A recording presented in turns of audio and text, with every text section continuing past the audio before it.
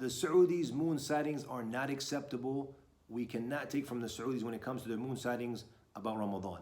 This is something that we've been dealing with and we've been hearing for years. But the question is, why is this? Why are people so against the Saudis and their moon sightings? And is this correct that we actually shouldn't take from them when it comes to the moon sightings about the beginning and the end of Ramadan? Now, there's two reasons why people just won't take from the Saudis. The first one is an ideological reason and a difference in belief and creed and aqidah, where you have they call the Saudis Wahhabis and they perhaps are Sufi or Ash'ari or whatever they are, so they refuse to take from the Saudis. And we're not going to get into that in detail now. Perhaps another video we can talk about that. But that's the first reason, and for years people have been refusing to accept from the Saudis. The second reason is something that's rather new. We're talking about this second group. They would take from the Saudis in the past, but nowadays they say no. Anything that comes from Saudi Arabia, we want nothing to do with it. This is very widespread and throughout whether the Muslim world, Muslim countries, or even for us in the West, where people just anything with the name Saudi on it, they want nothing to do with it.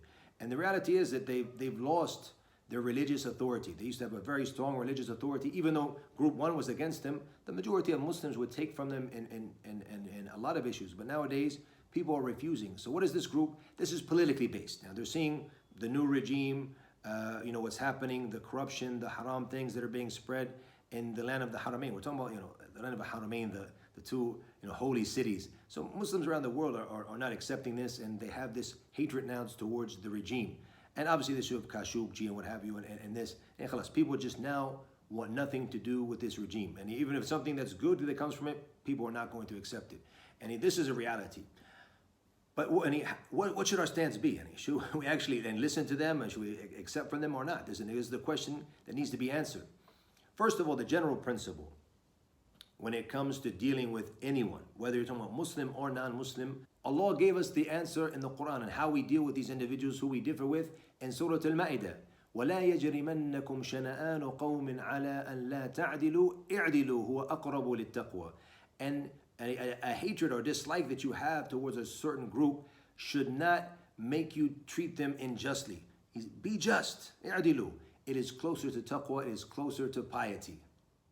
Secondly, wallahi, this is something I've seen with my own eyes and something I've investigated and researched.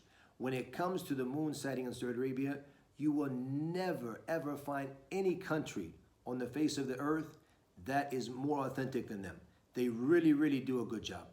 And when they have committees that go out, we're talking about governmental committees, and we're talking about individual committees who go out and they do the moon sighting at the beginning of Ramadan, for the end of Ramadan, when it comes for Hajj.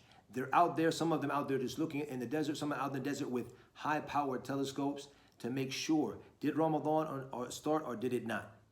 Therefore, yes, their moon sightings are authentic, they're legitimate, and we should accept them, inshallah ta'ala, and Allah knows best. Allahu A'lam.